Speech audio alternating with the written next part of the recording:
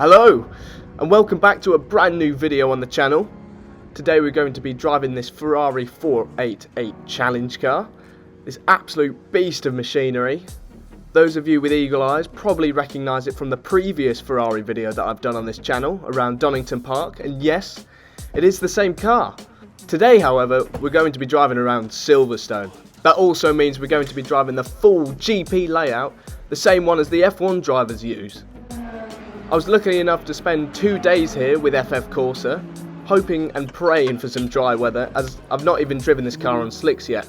To the surprise of absolutely nobody in the team, and probably any of my viewers who are watching this video who are based in the UK, in the middle of November, yes, it was indeed raining. I know, it's an absolute shock to me as well. On the second day of testing however, the rain seemed to have eased off pretty early on, and there wasn't any more forecasted for the rest of the day, so if there was a chance that we were going to get any sort of slick running before the winter comes, it was going to be today. So, just so that you're all up to speed with where we are in this video, this is from the second of the 2 test days that I've done at Silverstone. The track at this point is still really greasy and damp, so we did have to go on wet tyres, which aren't very grippy whatsoever, and I'll get to that in a later point of this video. But you're also not allowed to go out on warm tyres either for the championship that I'm going to be racing in next year. So as you can see, very minimal grip as soon as you enter out the pit lane. You really got to work the car hard, even though it is, 1.5 tons. You've got to work the car pretty hard to get any sort of temperature in them straight away. So I am probably going to have to navigate this traffic before I end up getting any sort of heat into the tyres by being aggressive. One of the things I really like about challenge cars and GT3 cars is this little camera to the right of the car here. This is the rear view facing camera, and it allows you to see anything like that Porsche we just overtook there in your rear view mirror. I just think it's a nice little bit of technology that they got on board these cars. And as you can see, as we overtake this Caterham on the left, look at the power difference there. Absolutely monumental.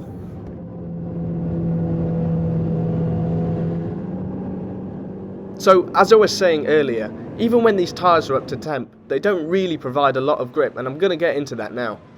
So, as you can see here, this is the Pirelli manufactured tyre for the wet that we use in the Ferrari European Challenge. Now, as you can see, the grooves in the tyre to disperse the water are almost like mango chunks. Now, because of this, because of the design, they don't have a lot of contact patch with the road in comparison to an intermediate tyre, where they've got more streamlined grooves to get rid of the water.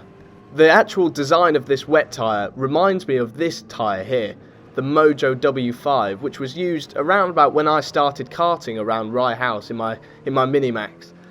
I have to say that I really didn't like this tyre in the wet because the kart moved about a lot and understeered unpleasantly all the time, and yeah, I can surprisingly say there's quite a lot of similarities between the 2 tyres whilst I'm going round. Because the blocks are so thin, they move about quite a bit and don't really provide the traction that you need. But anyway, moving on from tyre talk, I'm coming up to the end of the sort of outlap here, and I'm going to show you in full a full lap around the wet around Silverstone in one of these cars. So I'll commentate through the lap. Going through Luffield before you get onto the main straight, you use all the way around the outside to carry as much speed onto the main sort of straight before the start-finish line. Yes, the timing beacon around for today was this side of the track because the F1 style circuit is never really used too often. Going into Copse Corner here, on a grippier tyre it may be tight, but for the time being on this tyre and being greasy, you've got to go all the way around the outside. Going into Maggots and Beckett's, you've got to be careful with your curb usage, but it's really needed. So going through this second part here, clobbering the curb, getting a little bit sideways there, and with the optimal curb usage puts you to the right so you can take the left nice and easy. Going for a cutback here for this next corner so you can get as good an exit as possible going onto Hangers Straight. And yeah, that was a pretty nice exit there, not a lot of wheel spin, probably thanks to the traction control that I've got on this car. I definitely would be spinning out if it was on 1, I can assure you. Going into Stowe, braking in the inside, going to the outside, very much reminiscent of karting, all the way around the outside, making use of all the track on the exit as well. Going into Vale here, where the last couple of corners are for the F1 Grand Prix. Tight for this corner here, really patient on the steering because the tyres cause a lot of slip angle due to the lack of grip they've got. Bit of wheel spin out of Vale and into this last kink here, don't really know the name, but making sure you use all the exit possible. Coming up now to the brand new turn 1 Abbey, brake a little bit off the racing line and miss the apex of the corner, so there's a little bit more grip out there due to the racing line and rubber. You've got to take it inside here to make sure you can carry as much speed as possible. Brake in the middle of the track, going wide across the grip. You can see I'm fighting the car to go across the grip there. Nice and straight into the second of the 2 hairpins, brand new hairpins of the layout. Getting it straight as possible so the TC can go away. Going to this left kink before the Wellington straight, nibble a little bit of curb and make sure you use all the exit possible. And yeah, that was a pretty decent run there. Could have got maybe a bit more curb on the inside, but going into Brooklands now, car width tight, going out wide. You can see going over the rubber again how much little grip these tyres have got because I'm skating about, going into Brooklands, all the way around the outside, just like your outlap, getting your foot in a little bit early, being patient with it as well, and there you go. Lots of speed off the exit of the corner, and yeah, that completes a pretty decent lap, I'd say, around Silverstone in the wet.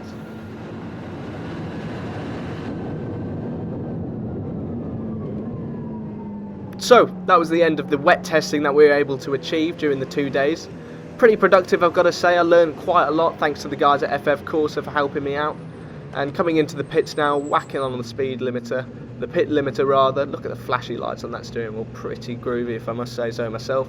On my cool down lap before I came into the pits, the track was looking a lot drier than it did at the start of the session. So we were really much hoping that it was going to be slicks for this next one.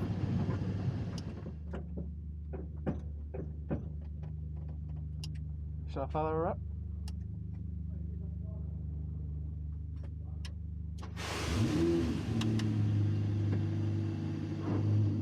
Our prayers have been answered. Luckily for us, the rain had stayed off just enough so that the track seemed to be in dry condition. There were still some wet patches here and there around the corners and along the straights, but for the most part it was dry, and that was enough for us to go slicks for this session. It was going to take a little bit of getting used to. Like I said, I've never really driven a sort of car like this, or anything representative of this car, on slicks before, especially around a track like this. So it's going to take a little bit of getting used to, especially on cold tyres, because you've really got to build up to making sure that, you know, you're not going to spit it off track, especially on my first go on slicks. But as I'm going into Maggots and Beckett's here with some pretty not up to temperature tyres, I know straight away I can feel that there is so much more grip than there was originally on those wet tyres. And having only ever driven this car on wet tyres before and slapping on slicks around a track like this, which is so fast and flowing, it felt like an absolute different animal going through here. Like, you know, there's so much more grip and you can carry so much more corner speed. This is one of the parts of the track that was still quite damp, however, and you can see when I get to this kink here, I got a decent amount of oversteer and got pushed onto the exit curb there, but as the track sort of dried on, it didn't get too bad. Going into Abbey here, you did have to miss the apex of the corner, as because of the building, it doesn't really let any sunlight through, so it can't clear up the water as quickly as the rest of the track. Before we start the lap, coming into this last sequence of corners here, into Brooklands, I'm just going to leave you with this lap here so you can get a good feeling of what it's like to drive one of these cars on edge in the dry. These tyres are really old, mind you, but I think you're still going to enjoy this part of the video anyway. Just a little reminder that you subscribe, and it does really help the channel out if you like and share. So I'll see you soon.